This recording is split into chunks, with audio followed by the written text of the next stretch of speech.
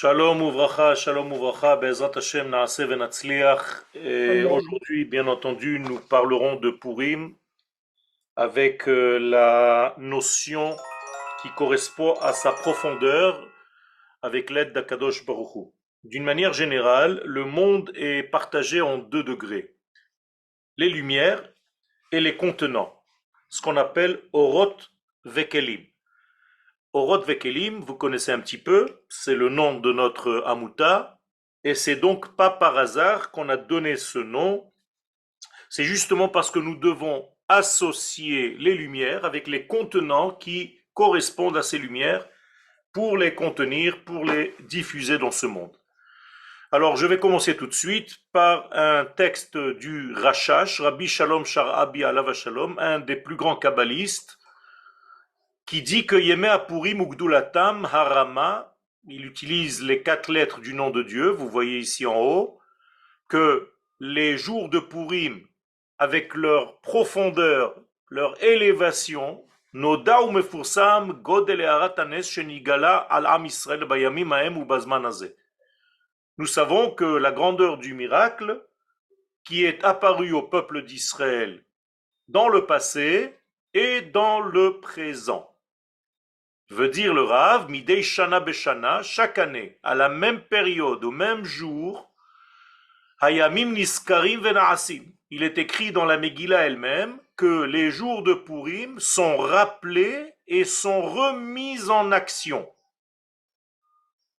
Ou Midgalet et Aratam Akdosha, sous-entendu, selon la Kabbalah, selon le Rashash, la puissance des jours de Purim, comme d'une manière générale toutes les fêtes du calendrier hébraïque, ne sont pas la commémoration d'une histoire, mais la puissance des jours revient à chaque génération.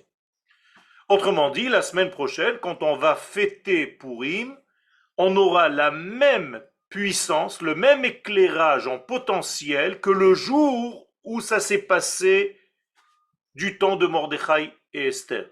C'est pas une commémoration, c'est pas qu'on se rappelle quelque chose du passé, c'est qu'on rappelle le passé et on le place dans le présent.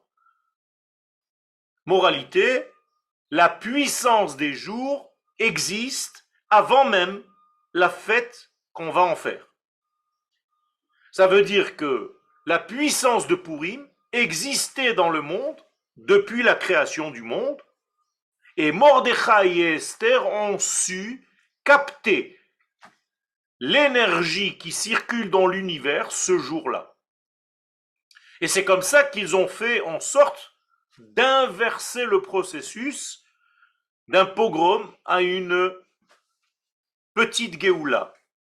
Je dis petite Géoula parce que nous sommes encore à l'extérieur de notre terre, et donc il y a quand même quelque chose de très très très fragile à Purim, notamment dans les vêtements. Qu'est-ce que cela veut dire? Eh bien, tout simplement, le jour de Purim, malheureusement, ce pogrom a presque eu lieu parce que nous avions perdu nos vêtements. Perdre ces vêtements, cela indique que nous perdons notre manière de révéler la chose en question. Un vêtement, ça sert à dévoiler. Quelqu'un qui n'a pas de vêtements ne peut pas dévoiler quoi que ce soit. Là, par exemple, j'ai une pensée, je l'habille dans ma parole. Ma parole devient un vêtement de ma pensée. Et c'est parce que je vous donne ce vêtement que vous pouvez entendre ma pensée. La même chose au niveau de nos vêtements, c'est parce que nous nous habillons que nous pouvons sortir, nous révéler. La Neshama, elle aussi, a un corps qui va la révéler, sans lequel elle est invisible. Et bien, de la même manière, les énergies qui circulent dans l'univers, si Israël n'a pas les vêtements adéquats pour utiliser ces énergies, eh bien, ces énergies passent malheureusement et ne sont pas utilisées à bon escient. Et donc le Rav va continuer.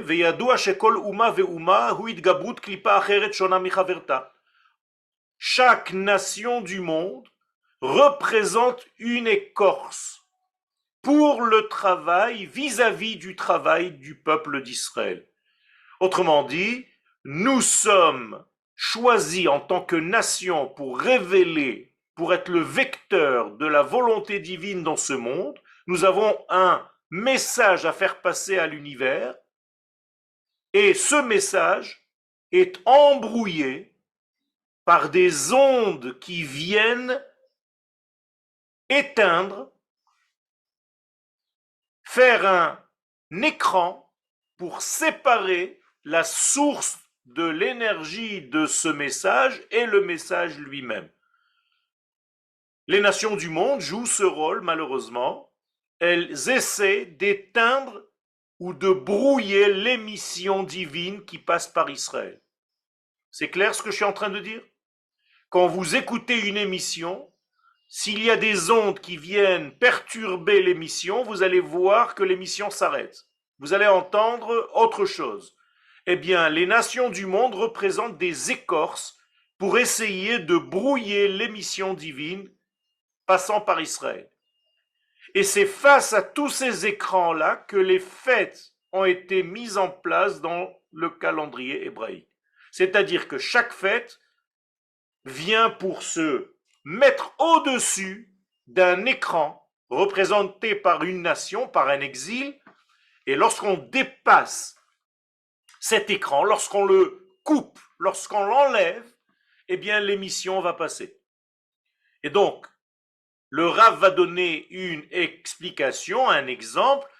Pessah, par exemple, à la fête de Pessah, il y a une écorce qui s'appelle Mitzrayim. C'est son nom. Et donc, il va falloir comprendre la notion de Mitzrayim, pas seulement comme étant un pays, mais comme étant une force, une structure, une intensité, un brouillage. Et c'est en surmontant ce brouillage-là qu'on pourra émettre l'émission qui devrait passer à Pessah. Vous êtes avec moi? Et donc, Venichnea, nous avons réussi à contrarier cette écorce qui s'appelle l'Égypte et nous sommes sortis d'Égypte. Ou Bechanouka, la même chose pour Hanouka, il y a une écorce correspondante à la fête. On appelle ça l'écorce de la Grèce. Yavan. Sans surmonter cette écorce, tu rates Hanouka. Asher klipat kfira batora. Et là-bas, c'était une écorce qui vient contrarier la puissance de la Torah. Venichnea, et encore une fois, on a gagné grâce au Hashmonaïm. Ou Bepurim, et là on parle de Purim donc. Ou klipat Amalek. Il y a une écorce qui s'appelle Amalek, qui va essayer de contrarier l'émission de Purim qui nous arrive par l'infini. Et là encore, si on n'arrive pas à enlever cette écorce, à surmonter ce brouillage d'émission, eh bien on peut, chas vechalila, rater la fête de Purim. Vous voyez donc qu'il s'agit ici de moments très sérieux, malgré la légèreté qui habite beaucoup de monde pendant les jours de Purim, où malheureusement on a l'impression que c'est une version juive du carnaval.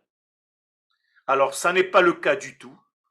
Purim est là pour nous enseigner quelque chose de très puissant. Il y a une émission divine d'un très haut niveau, et dans la Kabbalah, ce niveau s'appelle la sagesse divine, Yesod de Abba. C'est une sphère spéciale, secrète, qu'on appelle le fondement de Papa, correspondante à la sagesse divine, qui normalement déferle sur Israël et sur le monde entier. L'écorce d'Amalek va tenter de brouiller l'émission pour ne pas qu'on reçoive cette lumière. Cette lumière est reçue par l'homme d'Israël le jour de Purim. Et donc, avant de rentrer à Purim, il faut battre Amalek. D'où l'importance du Shabbat qui précède Purim de lire Zachor et asher asa lecha Amalek. Souviens-toi de ce que t'as fait Amalek. Pourquoi faire? Bien justement pour arriver à battre cet écran séparateur avant de rentrer dans la fête. Et les sages nous disent que malheureusement, ceux qui ne font pas ce travail avant Purim, eh bien Purim, ça reste à un niveau très très très bas où tu te déguises, tu bois, tu manges, mais tu ne sais pas réellement ce qui se passe et ce que tu fais. Donc il y a une écorce à casser, à détruire, à effacer. Et cette écorce s'appelle Amalek. Alors on va se poser un tout petit peu sur cette écorce, Amalek. Vous voyez que le mot Amalek, on peut le décomposer en deux mots différents, puisqu'il y a 4 lettres. Donc Am, Lek. Dans le mot Am, vous entendez déjà la nation d'Israël. Lek veut dire en hébreu effacé par la langue. Je traduis, Amalek veut dire tout simplement effacer la notion de peuple d'Israël. Comment est-ce qu'on peut effacer la notion de peuple d'Israël? C'est donc la volonté d'Amalek, tout simplement en laissant le peuple d'Israël en dehors de sa terre. On revient toujours au même degré. Et donc si le peuple d'Israël, qui seulement sur sa terre est dans la notion d'unité, eh bien en dehors de sa terre, il est dans la dispersion totale, et c'est exactement les paroles de Haman, celui qui est donc à la source de Amalek. Yeshno am echad mefuzar ou meforad. Amalek va dire une seule chose, et donc c'est une clé, puisque ça a été les paroles choisies par Esther dans la Megillah. Voici un peuple qui, au départ, est un, et dans l'unité, et dans l'entièreté, et là, il est mefouzar, il est éparpillé, meforad, il est complètement éclaté, ben agoïm, parmi les nations du monde. Aman est donc presque certain de réussir, et il n'a pas tout à fait tort. Lorsque le peuple d'Israël est en dehors de sa terre, eh bien, c'est ce qui est risqué malheureusement, c'est ce qui arrive. Et donc, Aman va se mettre en position pour faire un travail que son arrière-arrière-grand-père n'a pas terminé, c'est-à-dire Agag. Agag qui était le roi d'Amalek, dont le roi Shaoul, lorsqu'il est sorti en guerre, n'a pas détruit. Le roi Shaoul devait tuer le roi d'Amalek, et il ne l'a pas fait. Et Amalek s'est multiplié, a commencé à reprendre de ses forces durant les générations, et voici qu'on arrive à Purim. Et c'est la même chose pour les générations à venir. Amalek, c'est en réalité un seul personnage au niveau de sa structure intérieure, mais qui va se répéter, se déguiser en fait, durant l'histoire, dans différents personnages de l'histoire que nous allons connaître en tant que peuple. Aujourd'hui, de la même manière que Amalek à l'époque de Purim, c'était l'Iran, eh bien c'est exactement le même Amalek qui apparaît aujourd'hui. Le grand danger, aujourd'hui, c'est l'Iran, dont le souci n'est qu'un seul, détruire le peuple d'Israël. Et aujourd'hui, c'est dit clairement comme c'était dit à l'époque. Donc ne vous attendez pas à ce que les États-Unis viennent vous aider. On est tout seul à nous battre contre tout ce degré. Et les gens autour de nous parlent, mais ne font rien. Et c'est Israël qui est encore en train de faire le nettoyage du mal de ce monde. Moralité, Purim n'est pas seulement une commémoration de l'histoire, mais une réalité géopolitique actuelle. Donc, ce degré-là se réveille à chaque fois, chaque année, au moment de Purim. Vehi klipa. Et maintenant, pour comprendre qu'est-ce que c'est que cette force amalécite, Quelle est cette clipa, cette écorce? Ça, c'est un langage de la Kabbalah. Écorce veut dire que ça vient cacher quelque chose, empêcher de révéler quelque chose. Eh bien, le Rashash nous dit Harotza le'akor et hakol min hashorish.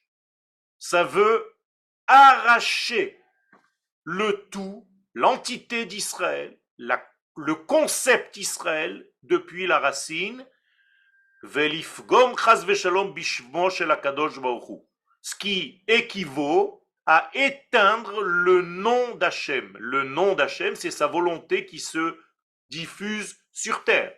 Or, si je veux que la parole divine, que sa volonté, que son nom ne se dévoile pas sur terre, je n'ai qu'à exterminer son porte-parole. Étant donné que le porte-parole de Dieu, c'est Israël, eh bien, en exterminant Israël, on arrive à un mutisme du maître du monde. Vous voyez, c'est très simple. Quand on éteint Israël, quand on sort en guerre contre Israël, c'est parce qu'on veut faire taire Akadosh Baruch Hu. On ne veut pas que sa parole arrive sur terre. Donc on va éteindre tous ceux qui portent son nom, qui Shem Hashem Nikra Alecha, à savoir le peuple d'Israël. Venit Batla al Yede Anes, et Akadosh Baruch Hu nous a sauvés, malgré notre état, qui n'était pas du tout un état idéal. Eh bien, ça a été annulé. Akadosh Baruch Hu a annulé ce décret qui aurait pu exterminer tout à fait le peuple d'Israël. Pourquoi Akadosh Baruch Hu change l'histoire? Mais tout simplement parce qu'il ne peut pas rater sa propre création du monde. Vous comprenez que si Dieu ne se révèle pas dans le monde, autrement dit, si Israël est détruit, eh bien toute la création a raté. Et donc, Akadosh Baruch Hu, on ne peut pas, Chas Shalom, penser qu'Akadosh Baruch Hu puisse rater le but même pour lequel le monde fut créé. Donc, moralité, à chaque fois qu'il y a un pogrom en place, eh bien, Akadosh Baruch Hu va nous sortir, va nous sauver de ce pogrom. Malgré notre état. Car l'histoire d'Israël, c'est l'histoire de Dieu, et c'est elle qui est essentielle. Cette histoire ne peut pas s'arrêter. Dieu va se révéler d'une manière ou d'une autre.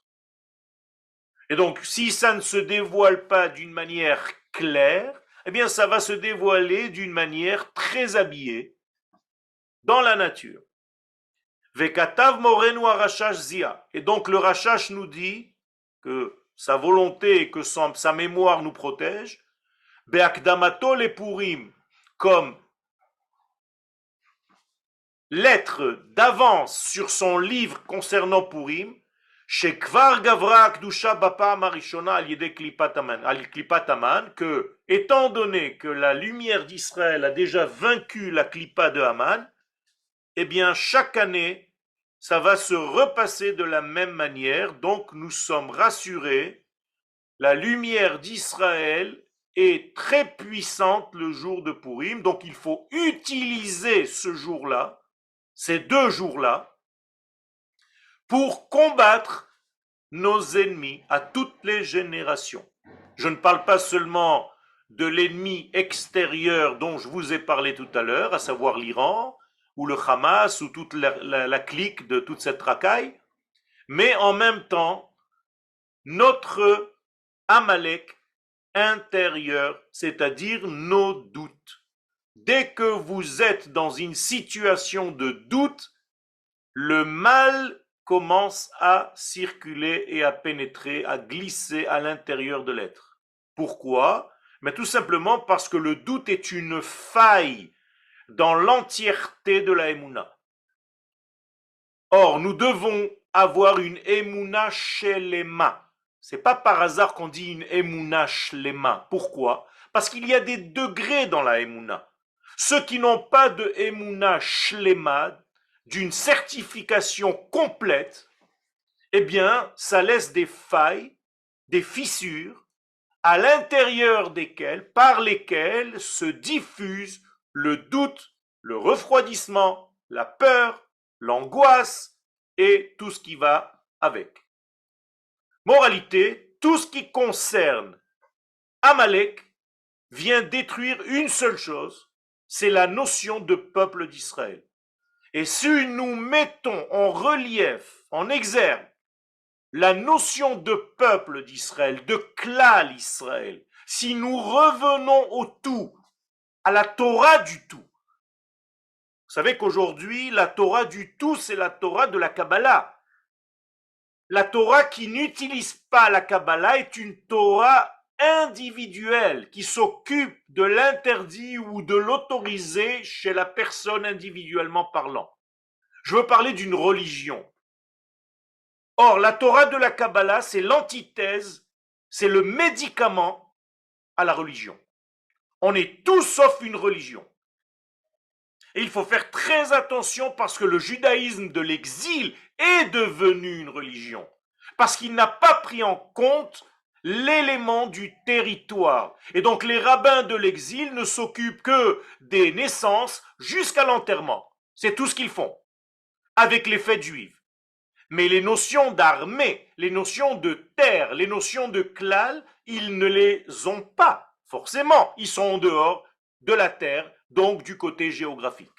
Mais c'est exactement ce qui manque au peuple d'Israël à l'époque de Purim. Yeshno, les Chachamim nous disent, ne lis pas Yeshno, mais Yashnu, ou Yashen Vav. Ils se sont endormis dans leur exil. Ils gagnent de l'argent, ils sont payés par les communautés.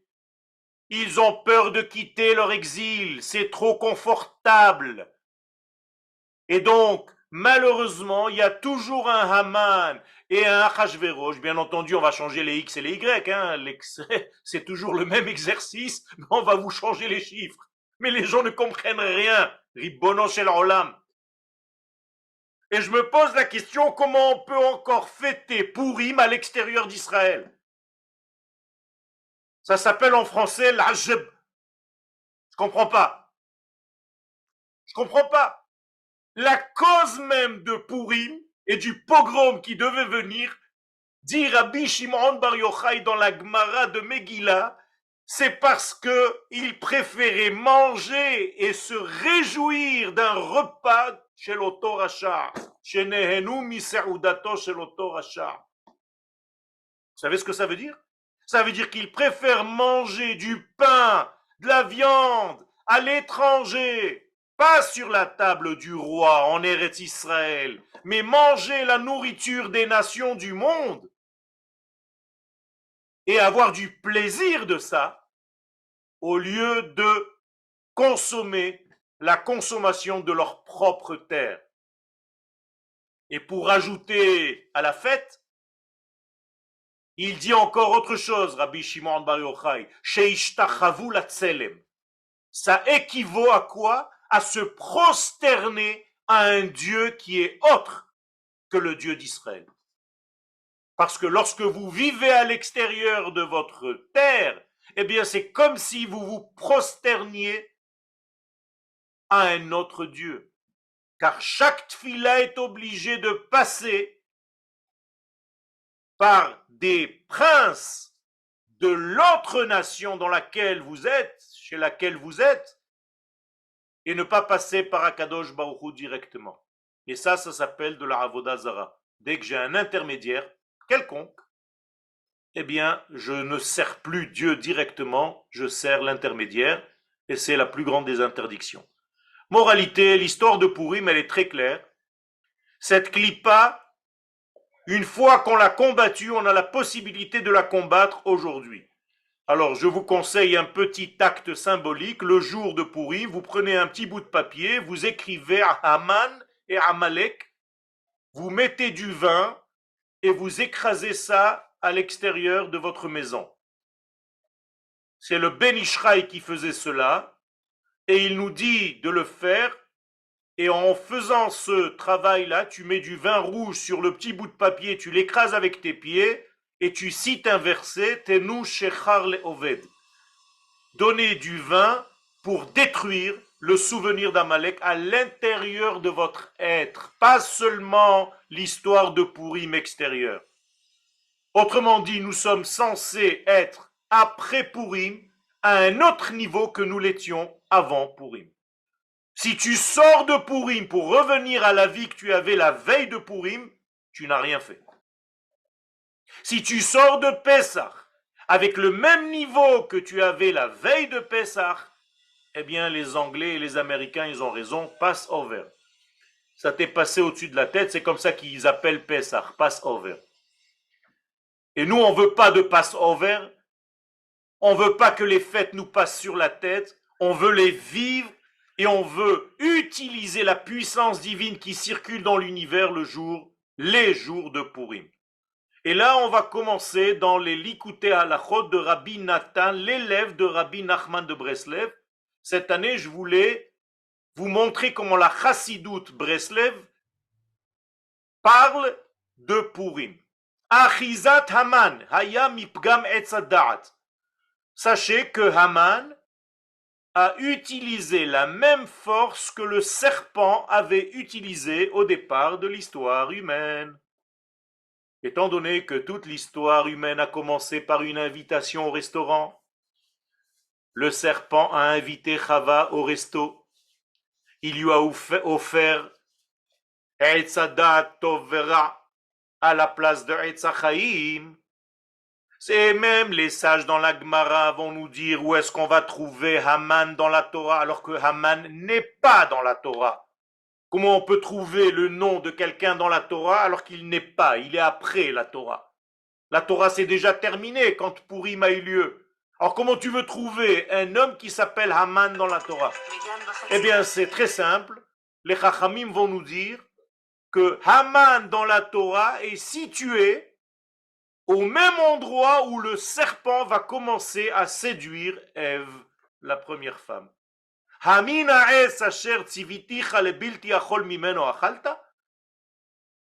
que de l'arbre que je t'ai interdit de manger parce que tu risques de mourir, tu as mangé? Eh bien, cette question-là, est-ce que de l'arbre, eh bien, tu peux la lire, puisqu'il n'y a pas de voyelle dans la Torah, Haman, Ha'etz. Incroyable, les sages nous font ici un exercice de style. Ils nous disent, tu veux savoir où se trouve Haman dans la Torah? Eh bien, va voir le premier arbre. Haman, Ha'etz. Haman, il est toujours lié à cet arbre de la connaissance du bien et du mal. Je vais l'expliquer avec mes mots.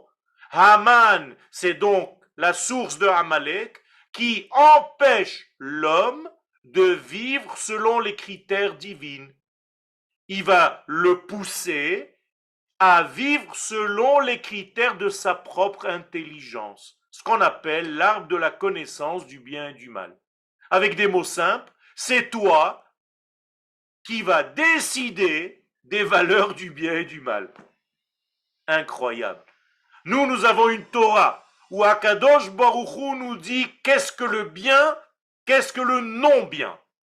Et toi, avec ton petit cerveau cartésien serpentesque, tu as l'impression d'être plus intelligent qu'Akadosh Baruch Hu, et donc tu vas préférer t'écouter à toi avec ton petit cerveau rationnel, plutôt que d'écouter Dieu. Tout ce que je vous dis maintenant, c'est tout simplement manger de l'arbre de la connaissance au lieu de manger de l'arbre de la vie. C'est tout, c'est aussi simple que ça. Manger de l'arbre de la vie, c'est écouter les conseils d'Akadosh Baruch Hu. Manger de l'arbre de la connaissance, c'est faire confiance à tes propres mascanotes. Je ne sais pas comment on dit en français. Tes propres...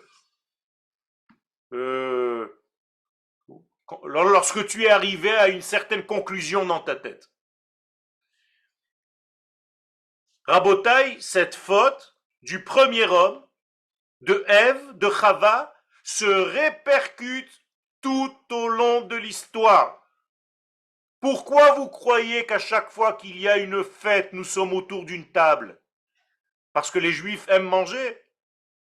Oui, c'est vrai, on aime manger, c'est sympathique et tout, c'est la table. Mais c'est tout simplement parce qu'on vient corriger la première consommation de Chava. Chava, vous croyez que c'est le nom de Ève? Chava, vous savez ce que ça veut dire en hébreu? le serpent, chivia en araméen.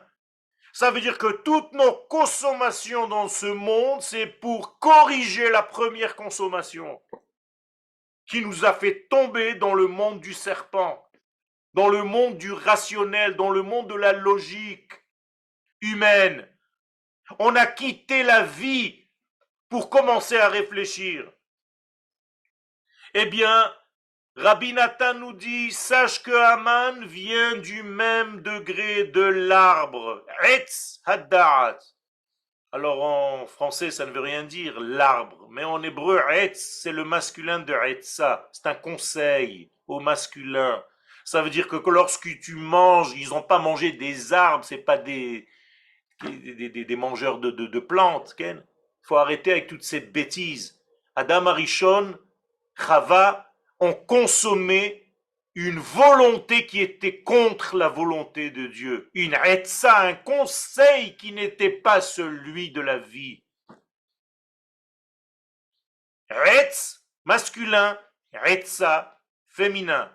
Donc, etza da'at, un conseil serpentesque qui met en premier degré ta logique.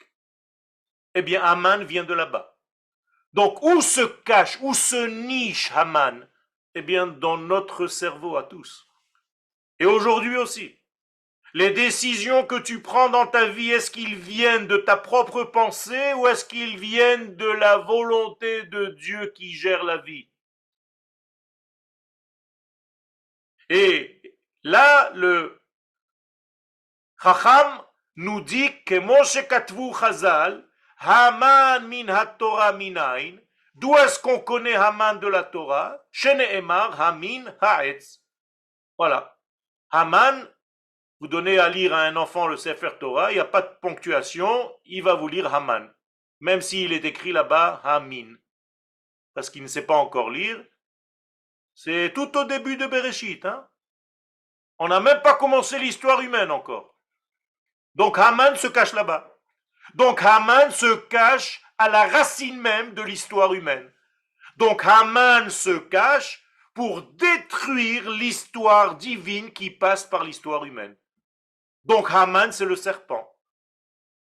Donc ce serpent va se déguiser à toutes les générations et il n'a aucun problème de déguisement. Et c'est d'ailleurs pour cela que vous vous déguisez à Pourim. Je crois que c'est pour ressembler à un crocodile. Pourquoi tu te déguises à Pourim? Pour montrer que le mal peut se déguiser à toutes les générations dans une nouvelle forme, dans un nouveau vêtement, pour ne pas que tu le reconnaisses. Il vient t'embrouiller, il vient brouiller les missions divines qui passent à travers toi. Et donc un jour il va s'appeler le serpent, un jour il va s'appeler Haman, un jour il va s'appeler Amalek, un jour il va s'appeler Ahmadinejad, un jour il va s'appeler Hitler, un jour il va s'appeler... Vous comprenez? C'est toujours le même. Et à l'intérieur de nous-mêmes, dans notre propre petite pensée, c'est ce petit serpent qui me dit, mais arrête, c'est quoi ces conseils de Dieu? Tu sais bien, toi, où est le bien et le mal. Arrête d'écouter ce qu'on est en train de te dire de l'extérieur. Gère ta vie par rapport à ta petite logique. Reste en dehors d'Israël. C'est trop dangereux d'aller en Israël. Tu es religieux, tes enfants mangent cachère, ta femme est un kissouille roche. Ta communauté magnifique, on a un rabbin, je te dis même pas, il est extraordinaire. Et une synagogue, je t'en parle même pas. On a des coussins sur les sièges. Reste mon fils, reste encore 2000 ans là-bas. Allah istop. C'est ça que t'as pas compris. Et c'est ça le travail du serpent. Et pourquoi il a choisi le mois de Hadar pour justement commencer à manifester le mal? Parce que c'est le mois où Moshe Rabbeinu est mort. Moshe Rabbeinu a quitté ce monde le 7 Hadar, le jour où il est né. Mais il est aussi mort ce jour-là. Et donc Haman s'est dit, étant donné que Moshe Rabbeinu représente la lumière divine qui arrive dans ce monde, donc il faut annuler Moshe pour annuler Israël, il faut annuler le trait d'union entre le ciel et la terre. Il n'y a plus de messager divin. Restez en bas et tournez en rond. Vous vous rappelez ce qui s'est passé lorsque Moshe, on a cru qu'il était mort? Bien, on a fait le veau d'or. Pourquoi on fait un veau d'or à chaque fois que Moshe disparaît? Ben c'est exactement pareil. Qu'est-ce que c'est que le veau d'or en réalité? Vous croyez qu'ils ont fait un veau en or en train de prier un veau? C'est des hmar. En hébreu, c'est igoul, egel. À partir du moment où tu n'as plus une direction divine qui s'appelle la droiture de Dieu, la lumière de Dieu, le conseil de Dieu, eh bien tu tournes en rond dans ta vie, donc tu fais chetarigoul. Tu fais des bulles. C'est tout ce que tu es capable de faire avec ton petit cerveau. Si on n'avait pas la Torah, comment est-ce qu'on aurait géré le bien et le mal? Si on n'avait pas une parole divine, comment est-ce qu'on aurait fait pour avoir une logique divine? C'est impossible. On ne peut pas inventer quelque chose qui n'est pas. Eh bien, tu tournes en rond dans ta vie. Et c'est exactement ce qui s'est passé. Et c'est pour ça que le peuple d'Israël traverse 40 ans parce qu'il n'avait pas de Waze. Comme il est dit, Bet Yaakov Me'am Lo Waze. Am Lo Waze, ils n'avaient plus de Waze, donc ils tournaient en rond. Ils n'avaient plus de direction. Moralité, Moshe Rabbeinu, qui représente Sfirat Ad-Da'at, la connexion avec l'infini, le lien avec l'infini, eh bien, il est mort. Et si Moshe est mort, Mitat Moshe, Zeprinat Istalkut Ad-Da'at, Bechinat Shena. Qu'est-ce qui se passe lorsque tu as ton Da'at, les lumières des Mochin, des Gadlut, qu'on appelle les deux premières lettres du nom d'Hachem, le Yud et le He? Eh bien, tu pars en cacahuète, c'est fini. Vous savez ce qu'on mange et ce qu'on boit à Purim? Le Harizal, il nous dit Achal Yutke, Shata Yutke. C'est ce qu'on dit en hébreu, Achila et Shtia. Si tu décomposes le mot Achila, c'est Achal Yud Vehe. Donc tu manges les deux premières lettres du nom d'Hachem dans la Seouda de Purim. Shata, tu bois Yutke Shtia. Au lieu de lire Shtia, tu dis Shata Yudehe. Tu bois les deux premières lettres du nom d'Hachem. Étant donné que ces deux premières lettres, c'est la Chochma et la Bina, eh bien c'est de ça que tu es en train de te remplir le jour de Purim. Donc une Chochma qui dépasse ton entendement humain. Celui-là, l'entendement humain, qu'est-ce qu'il faut lui faire à Purim? Il faut lui dire va dormir. Va dormir. C'est pour ça que tu dois perdre cette conscience humaine pour ne pas retomber dans la faute du serpent. Ad de lo yada. Il faut que tu perdes le da'at de l'homme pour gagner un autre da'at, le da'at d'Akadosh Baruch Hu, da'at Elyon.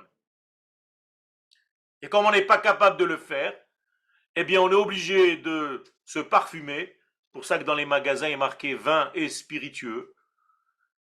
Et maintenant vous comprenez, dès que tu bois du vin, ça te monte au cerveau et tu commences à toucher des lumières. Eh bien, à Purim, les lumières que tu es censé toucher, c'est ce qu'on appelle dans la Kabbalah Yesod de Abba, ou bien le degré de Chochma Eliona, Resha Delait Yada, qui vont apparaître à Purim, mais ça c'est déjà une étude plus approfondie, dans la Megillah elle-même. Vous savez pourquoi on ouvre toute la Megillah? Jamais on a fait ça dans le Sefer Torah. Imaginez-vous qu'à chaque fois qu'on lit la Torah, on ouvre tout le parchemin. Toute la synagogue, elle est remplie de parchemins. On n'a même plus de place pour s'asseoir. Pourquoi dans la Megillah, c'est une panique? Il nous faut 4 places pour ouvrir toute la Megillah et commencer à lire. C'est quoi ce charabia là? Mais c'est parce que justement cette force est en train de se dévoiler, se répandre dans le monde. On appelle Yesod de Abba, qui est long, Aroch, Donc on ouvre la Megillah pour dévoiler. Qu'est-ce que c'est Megillah? Megalé, Yudehe. C'est dévoiler les deux premières lettres du nom de Dieu. C'est exactement pareil, comme Achila et Shtia dont je vous ai parlé tout à l'heure. Donc toute l'histoire de Purim, c'est dévoiler les deux premières lettres du nom d'Hachem. C'est bizarre d'ailleurs, Purim va tomber quand? Eh bien, le 14 au soir. C'est la même chose, c'est le Yud et le He. Puisque le 14 au soir, c'est déjà le 15. Or, le Yud, c'est 10, et He, c'est 5, donc c'est le 15, Shushan Purim. Donc, même le jour de Purim est placé dans le mois, dans le dévoilement du Yud et du He. Dans le dévoilement du 15, du degré ultime. Ce que d'ailleurs nous allons retrouver dans la Haggadah de Pessah, où il y a 15 simanim. Kadesh, Urchatz, Karpas, Yachatz, mais tout ça, il y en a 15, comptez-les.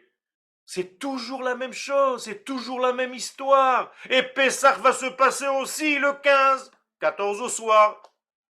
Parce que nous devons dévoiler le 15. Donc, moralité, Amalek, qu'est-ce qu'il vient faire? Étant donné qu'il joue le rôle de l'écran, eh bien, il va essayer d'effacer le 15. Comment est-ce qu'on dit 15 dans les lettres hébraïques? Yud et He, Ya. Et c'est pourquoi le verset de Amalek est très clair. Kiyad al kes Ya. Car la main de Amalek veut cacher le Ya, le Yud et le He, pour ne pas qu'on soit au niveau du divin sur terre.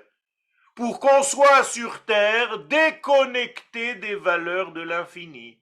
Pour qu'on mange seulement de la connaissance de notre logique cartésienne et qu'on oublie les valeurs de Dieu. Mais c'est tout ça, c'est exactement ce que nous devons combattre avant même de rentrer à Purim. Et si tu rentres à Purim et tu as encore Amalek chez toi, dans ton esprit, dans ton corps, dans ta maison, dans ta vie, mais Chazve Shalom, qu'est-ce que tu fais à Purim? Qu'est-ce que tu es venu faire à Purim? Masechot, Ra'ashanim, Shirim, Verikudim. C'est tout ce qui va te rester.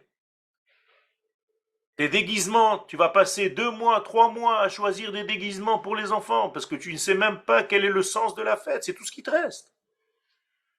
Rabotaï, tout ça, c'est pour venir combattre Amalek.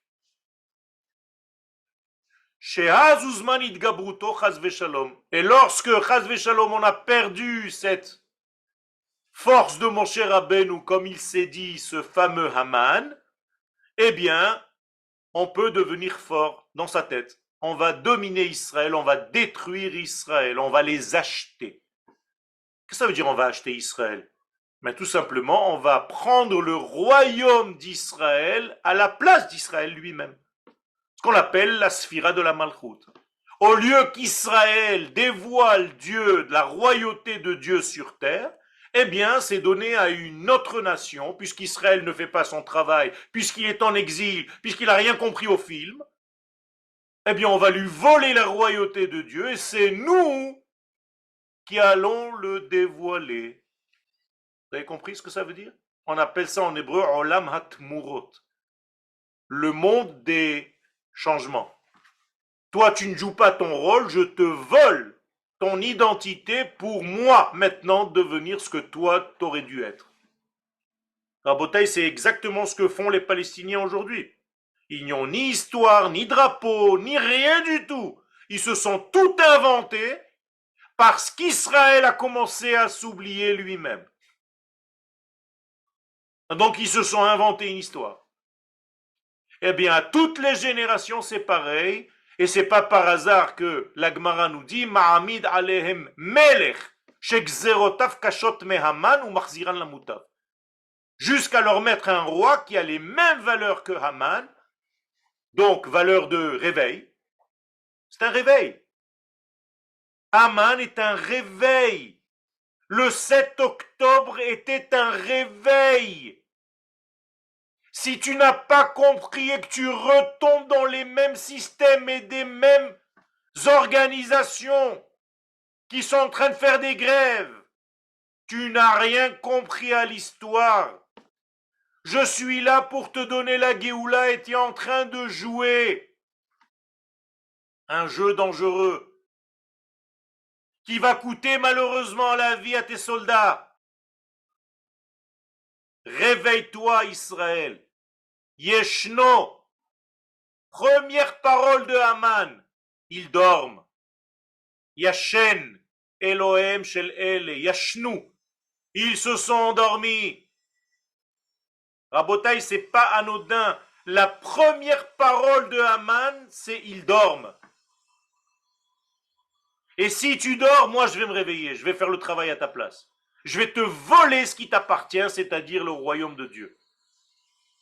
Et donc vous allez retrouver maintenant Achashverosh dans son palais qui va croire que c'est le Beth Amikdash. Puisque les Juifs ne sont pas en Israël pour reconstruire le deuxième temple. On est à la fin des 70 ans d'exil. Tu dois rentrer à la maison, Behnen. T'as pas compris que tu dois rentrer à la maison pour reconstruire le temple. Et l'histoire se répète. Vous attendez que ce soit le Mashiach qui vous fasse le travail pour revenir sur votre terre.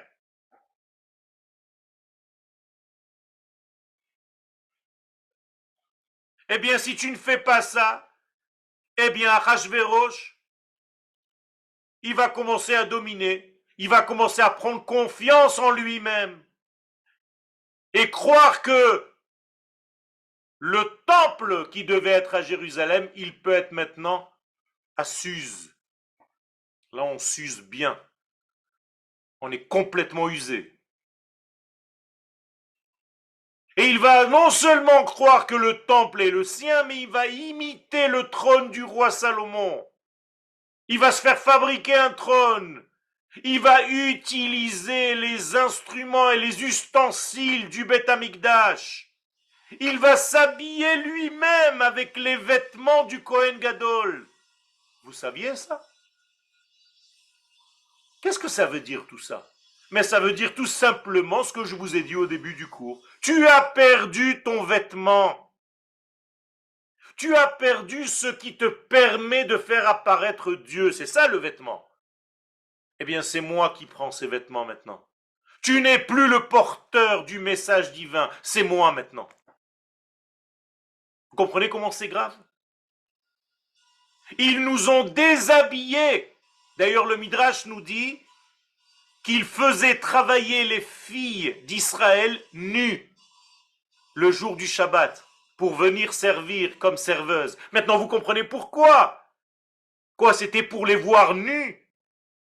Bien plus que ça. C'était pour montrer qu'Israël n'a plus les vêtements qui lui permettent de révéler Dieu sur terre.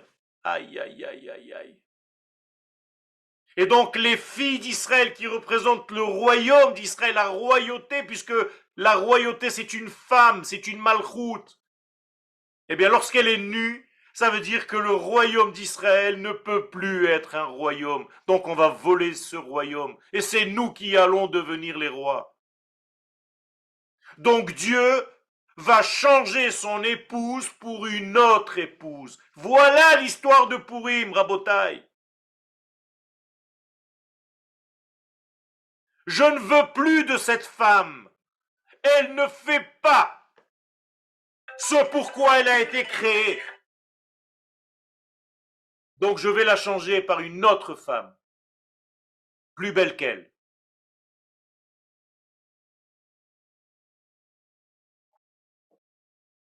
Ma'achalim tmeim she'asra Torah en lahem shum tikun. Dit le Rav ici, la nourriture interdite que la Torah a interdit ne vient pas essayer de la corriger. Même si tu prends un lapin et tu lui fais le salage, et tu vas le nettoyer, tu vas le laver, tu vas lui faire la cacherou, tu vas lui faire la shrita, ça ne sert à rien. Ça ne sert à rien. C'est presque de l'humour noir de Rabbi Nathan. Tu prends des éléments étrangers, tu veux en faire de la kedusha.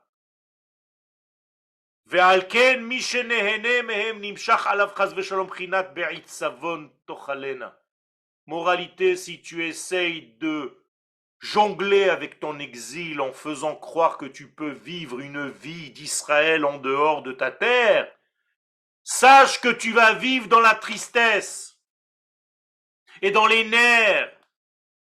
Etzev, atzabim, avodazara. Atzabim en hébreu veut dire avodazara, pas seulement les nerfs et la colère.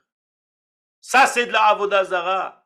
Shehem, et qu'est-ce que c'est qu'en réalité? Pgam chet adam arishon. C'est exactement la faute du premier homme revenu à la surface de l'histoire. Donc chaque fois, tu retombes dans le même examen que tu as déjà raté à la première session. On a beau te faire des sessions de rattrapage, wallo. Pourquoi? Parce que tu n'as pas compris le sens même du premier examen que tu as passé. Si tu ne comprends pas l'examen, comment tu veux réussir la prochaine fois, là où tu as raté la première fois? T'as pas compris l'essentiel. Jusqu'à maintenant, tu enseignes à tes enfants que l'homme, il a mangé une pomme. C'était ça sa faute. Mais tu te rends compte de la débilité que tu fais? C'est ça la Torah que tu fais passer aux générations? Qu'il y avait un fruit sur un arbre que le bon Dieu, il était très très très nerveux, il voulait pas qu'on le mange. Et comme on a désobéi, alors il a été puni. Vous avez rendu à Kadosh Baruch Hu un petit patron de Macolette nerveux. Chas v'chalila. Si tu ne comprends pas le sens même de consommer ou de ne pas consommer, ce que ça veut dire dans le sens profond de la chose, qu'est-ce que tu veux qui te reste de Pourim?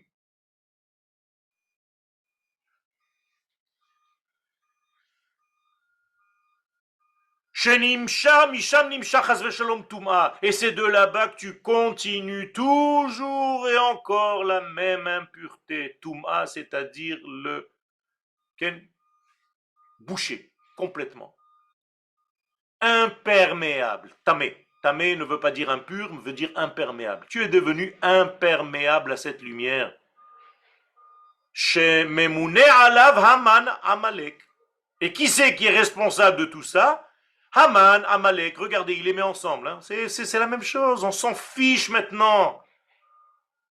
C'est une écorce, c'est un examen que tu es en train de passer, qui s'appelle Haman, Amalek, Hitler, ou Marchemo Vezicho, Arafat ou qui tu veux, toute cette racaille pourrie de nos ennemis aujourd'hui. Si tu ne comprends pas que c'est le même examen que tu gères et que tu essayes de faire en sorte de régler les problèmes par un système logique, tu n'arriveras nulle part. Prends les conseils qu'Akadosh Baruch Hu t'a donnés dès le départ. Jamais on n'aurait eu des ennemis dans notre propre terre si on avait écouté les conseils de la vie de Dieu. Ne fais aucun accord avec eux, nous dit la Torah. Ne fais aucun processus de paix, nous dit la Torah. Arrête de tomber dans leur piège, ce sont des menteurs nés. C'est de la vermine. Et si tu ne leur fais pas ça, c'est toi qui subiras le danger, nous dit la Torah. Mais nous, on est plus intelligents que Dieu. La Torah, c'est du passé. La Torah, c'est archaïque. La Torah, c'est primitif. Nous, on a des systèmes aujourd'hui, on est intelligents. Et on voit où est-ce que cette intelligence, elle te mène. Vous comprenez le problème, c'est toujours le même. On a toujours l'impression qu'on est plus fort que lui, que l'Éternel, au lieu d'écouter ses conseils de vie. Rabotaï, moins que ça, de comprendre ce que je suis en train de vous dire là maintenant, c'est presque raté pour Pourim. C'est dommage pour les bouteilles de vin que tu vas ouvrir. À Purim, tu dois te mettre entre les mains d'Akadosh Baruch Hu. Tu dois lâcher prise de ton intelligence humaine. Un jour. Une fois que tu auras mangé à Purim de cette intelligence divine, le lendemain de Purim, tu peux revenir à ton intelligence humaine. On ne l'a pas mise à la poubelle. On fait juste une journée par an où tu vas manger du divin. Fais-nous plaisir, fais plaisir à l'humanité tout entière. C'est ça qu'on est venu manger à Purim. C'est ça qu'on est venu boire à Purim. Sinon, c'est quoi? Encore une fois, un carnaval. Et c'est à cause de ça que le peuple juif a été accusé à l'époque de Mordechai. Et malheureusement, ça se répercute sur l'histoire.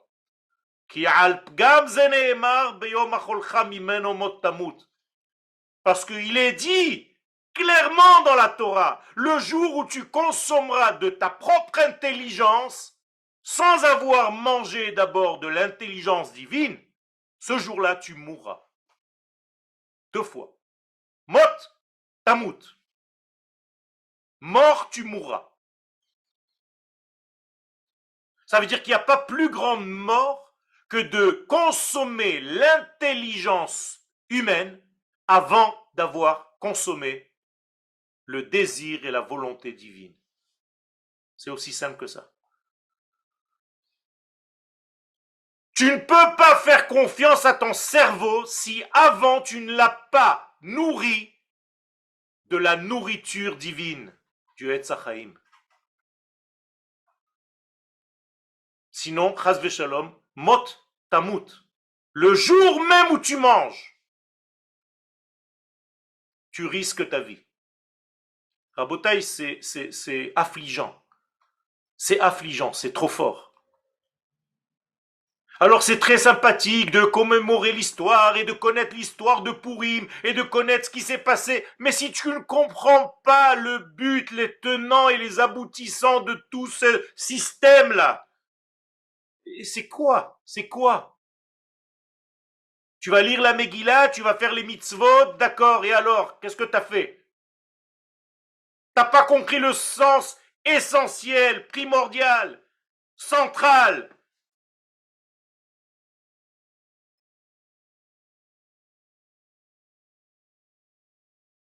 Je crois que le temps est arrivé pour vous laisser poser des questions parce qu'on n'a même pas fait une vingtaine de lignes de tout le texte que j'avais à vous proposer, mais vous avez compris l'essence même de ce jour à Botaï. Et je vous le répète, et je suis vraiment sérieux, ne ratez pas cette puissance qui circule dans l'univers à Purim. Demandez-la à Kadosh Baruch Hu. Dites-lui avec ces mots-là aussi simples que ce que je suis en train de vous dire maintenant. Akadosh Baruch Hu, je te demande de me donner à goûter de l'arbre de la vie avant que je ne regoute de l'arbre de la connaissance. Comme ça, comme je viens de le dire, dites-le le jour de Purim. Et ce jour-là, on exauce vos pensées et vos désirs, puisqu'il est écrit Kol haposhet yad notnimlo. Ce jour-là, si tu demandes et tu ouvres les mains pour demander, Akadosh Baruch Hu te donne. Demandez l'arbre de la vie, demandez à manger de l'arbre de la vie.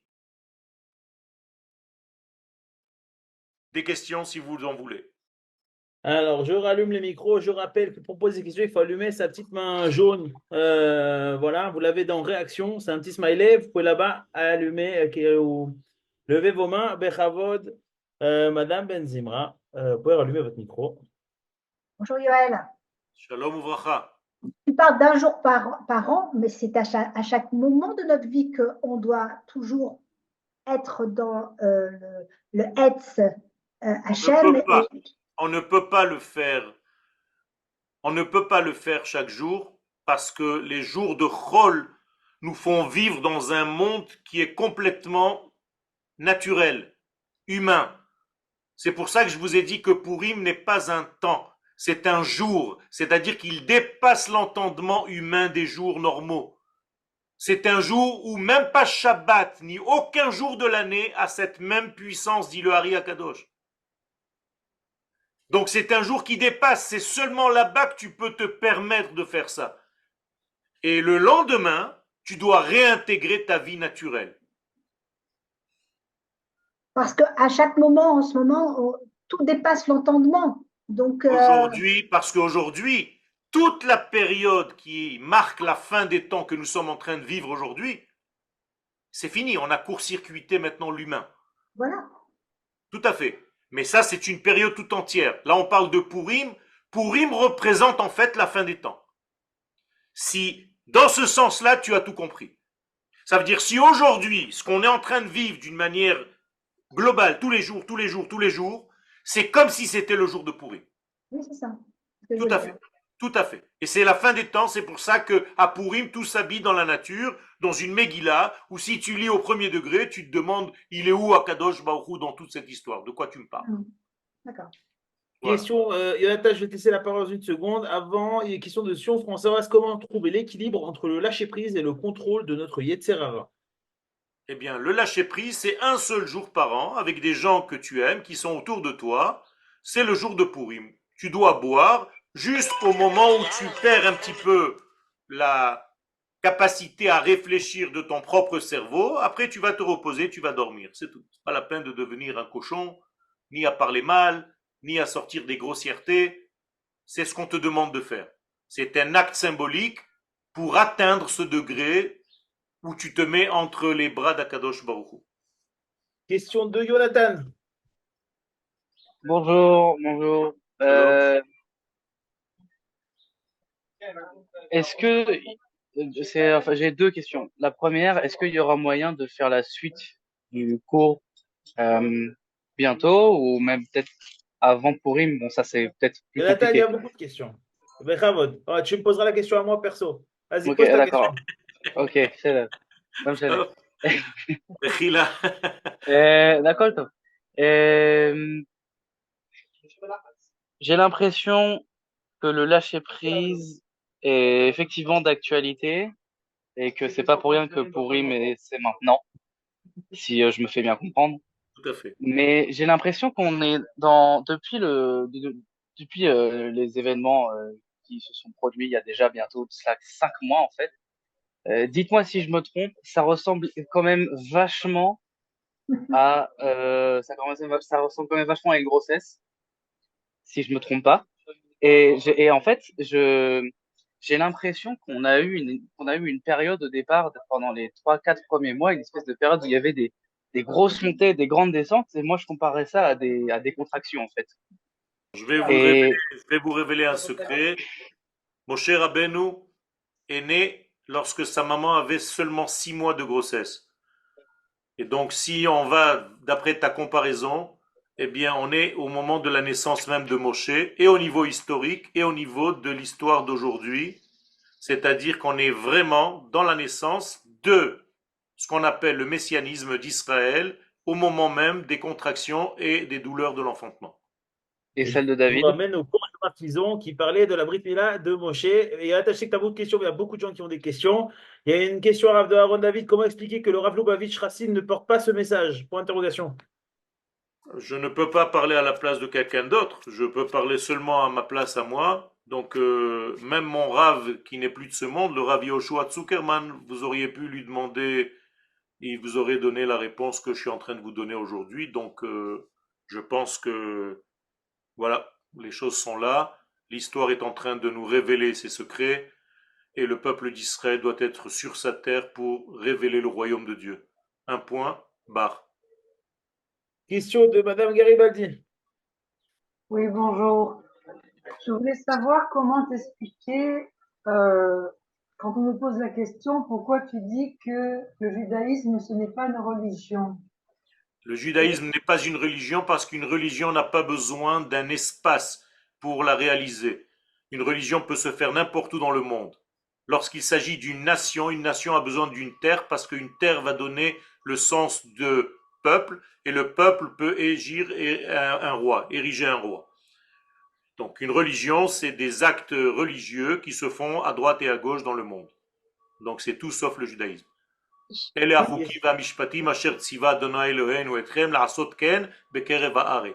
Toutes les mitzvot que je vous ai ordonnées, c'est dans le livre de Dvarim, je vous ai ordonné de les faire au sein même de la terre d'Israël. D'accord, mais pour expliquer ça aux gens, c'est pas facile, ils comprennent pas. Quand je dis ça, on comprend pas. Il y a une différence entre ne pas comprendre et ne pas vouloir. Question de Nestor. Nestor, si vous voulez allumer votre micro. Merci. Bonjour Rav. Shalom. Shalom. Vous avez dit que le jour de Purim, Ken. demandez à Hachem de nous permettre de manger de l'arbre de la vie. Tout à fait. Est-ce qu'il y aurait un créneau ce jour-là, un créneau horaire où il faut le Toute dire? la journée de Purim, depuis le matin, depuis le soir même, mais l'essentiel de la Séouda, c'est le jour. Donc dès que le jour se lève, vous pouvez demander tout au long de la journée. Et lorsque vous mangez votre repas de Purim de la Séouda, vous avez la kavana de manger de l'arbre de la vie. Merci Rav. Question de Avi Lévy. Il faut allumer votre micro. Avi. Bon, en attendant, question de Laure Moité. Bonjour Rav, Toda Rabba, merci pour le cours. J'ai une question un petit peu compliquée. On comprend que Amalek veut nous exterminer et on comprend que nous, on doit se défendre. Non, je n'ai pas dit ça. Amalek veut détruire la notion de peuple, pas nous exterminer en tant que juifs. Il veut manger la notion de peuple. Ça ne le dérange pas qu'il y ait des juifs en dehors d'Israël. Il ne veut pas qu'on rentre en Israël. C'est pour ça qu'il y a eu le pogrom avant Purim, pour empêcher tous les juifs de Suse de monter en Israël. Mais quelle est notre réaction en tant nous par rapport à Amalek? Parce que maintenant, Amalek, on peut considérer que c'est tous les Arabes qui veulent pas qu'on arrive, qu'on recrée le royaume d'Israël. Exactement. Concrètement, qu'est-ce qu'on doit faire? Tout simplement exterminer tous nos ennemis sans aucune pitié, tous ces terroristes, tout ce rassemblement le plus grand au monde de terrorisme, ce nid de terroristes. Il faut tout effacer de la surface de la terre pour justement recréer le royaume d'Israël et ne pas avoir peur, ne pas avoir honte.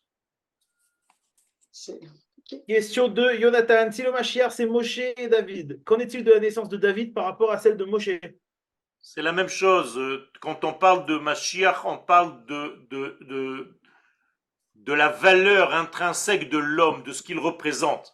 Donc ça va venir issu de David parce que c'est Yehuda en fait. Mais en réalité, c'est la même teneur que Moshe. Moshe au niveau du Da'at. C'est-à-dire que le Mashiach devra avoir les données de base de Moshe et après, il aura encore des données supplémentaires. Question de M. Galin. Bonjour Rav et Shavuot Tov. Je voulais simplement vous souhaiter une bonne fête de Purim au niveau du Pshat et surtout au niveau du Sod. Amen. Toda Rabba. Merci. Je suis très heureux et je vous remercie de ce souhait. Je vous souhaite, Be'ezrat Hashem aussi, de vivre cette journée à la hauteur qu'elle mérite. Amen. La question de Alex. Shalom Arav.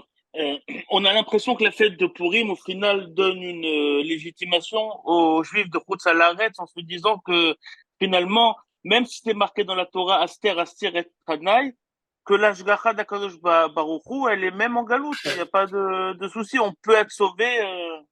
Tout à fait. C'était exactement ce pourquoi j'ai dit que la fête de Purim, on doit la fêter aujourd'hui avec cette compréhension.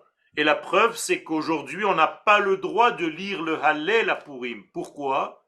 Parce que le premier verset de Teilim dans le Hallel, c'est Alléluia, Hallelu Avde Adonai. Louez Dieu, vous qui êtes ses serviteurs. Or, la Gemara nous dit, quand tu vis en dehors d'Israël, tu n'es pas le serviteur de Dieu, donc tu n'as pas le droit de lire le Hallel.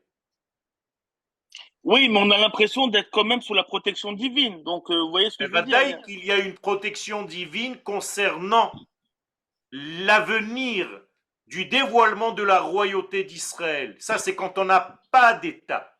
Quand on a un État aujourd'hui, malheureusement, le peuple à l'extérieur d'Israël qui perd cette notion de peuple est un petit peu dans les degrés de l'abandon, j'allais dire, ce qu'on appelle un hefker en hébreu, et le visage d'Akadosh Baruch Hu est rivé sur les enfants d'Israël, sur leur terre. C'est difficile ce que je dis, mais je tiens à répéter ce que je dis parce que je pense que c'est une réalité.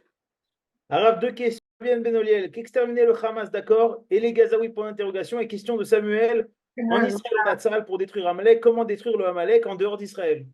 On ne peut pas détruire Amalek en dehors d'Israël. En Eretz Israël, il y a 3 mitzvot lorsqu'on arrive.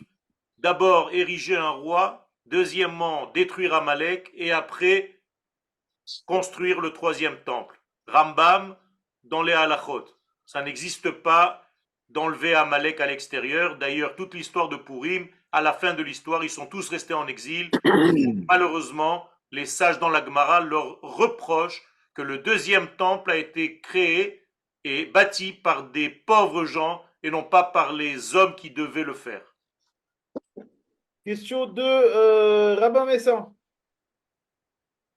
Todaraba Kivodarab pour les enrichissements de vos cours. Todaraba, Je vais vous demander, Vakacha Kivodarab, un éclaircissement. Vous avez dit au début de votre cours, il me semble, dans le livre de Esraïm aussi, que ce qui est dévoilé pour Purim, c'est le Yesod d'Abba.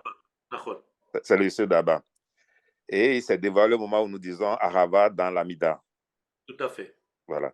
Bon, maintenant, ce que je voudrais avoir comme précision de votre part, oui. Vous savez que avant, bon, tout ça se passe depuis le soir, de Purim jusqu'à l'après-midi, et lors du repas, etc. Bon, maintenant, quelle est la position de Malchut? Bon, nous savons que Malchut n'a qu'un seul Nekoda, qui est le Keter de Malchut, et en face, le Zérapine aussi, lui manque 4 séphirotes pour être un passouf. Pour pouvoir rentrer en relation, il faut qu'il soit des passoufim. À quel moment ça se passe? D'accord. Et quand vous parlez de l'écorce, est-ce que l'écorce, c'est quand ils sont dos à dos? Et à quel moment nous avons le face-à-face et dont nous avons le dévoilement de Yesod d'Abba? C'est une très très très bonne question, Rabbin Messan. Je vois que vous avez approfondi la Kabbalah concernant Purim. En réalité, la Malchut, au moment où nous sommes en exil, elle descend du Olam HaAtzilut et elle se trouve dans Olam HaBria, et là-bas, elle est un point. Et lorsqu'elle remonte dans le Olam HaAtzilut à Purim, elle est encore un point qui doit se reconstruire en partsouf entier pour venir en Zivoug. Et ce Zivoug-là, il se fait au moment du repas, puisque quand on consomme, c'est justement la consommation. Question de monsieur Abraham Mafoula. Votre micro est éteint. Oui, shalom Rav et bon retour. Amen. Après un long moment d'absence. Merci beaucoup. Merci à vous. Ma question est sur la lumière que Israël a comme mission de transmettre au monde. Est-ce que Hachem, par sa bonté, sa fidélité, a prévu qu'à la fin de toute chose, que cette lumière soit acceptée par toutes les nations, ou que les nations continueront à être ennemies d'Israël, si bien que la lumière est là pour les éclairer? Alors non, Israël va réussir à faire ce travail. Le problème, c'est que ce soit de gré ou de force. Si c'est de gré, eh bien ça passera par le royaume d'Israël normal. Si c'est de force, c'est obligé de passer par des guerres qui vont finalement arriver au même résultat où Israël va être le porteur de la lumière de Dieu, mais c'est toujours par Israël que ça passera. Ou par la douleur, ou par la bonté, la miséricorde. Merci beaucoup.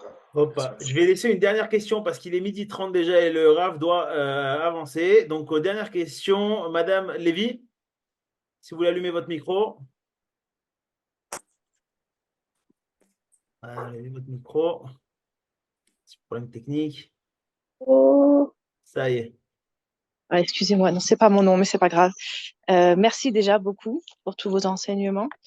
Et j'avais en tant que femme, évidemment, j'avais une question concrète. Et je voulais savoir, qu'est-ce que ces énergies qu'on va recevoir si on réussit à dire tout ce que vous avez dit, si on arrive à les recevoir, qu'est-ce que ça va produire? Bien, ça va produire tout simplement que vous allez être beaucoup plus dans la vitalité. Vous allez beaucoup plus vivre. C'est-à-dire que si j'avais un mesureur de vitalité de vie, je pourrais mesurer le jour de Purim, vous vivez à une intensité qui est beaucoup plus divine que ce que vous vivez un jour normal. Et pour vous laisser traverser par cette intensité, il faut donc l'appeler, il faut donc l'inviter. Et donc ces paroles, c'était juste pour inviter cette lumière à vous traverser complètement, pleinement ce jour-là. Et vous allez voir les conséquences le lendemain. Je vous rappelle que le mot Purim est lié à Pérou Urvu, c'est-à-dire fructifiez-vous. C'est comme si le jour de Purim, on a un lien intime avec cette lumière divine. Arav Yoel, Toda Rabba, Shavua Tov, תודה לכולכם, פורים שמח לכולם. תודה רבה.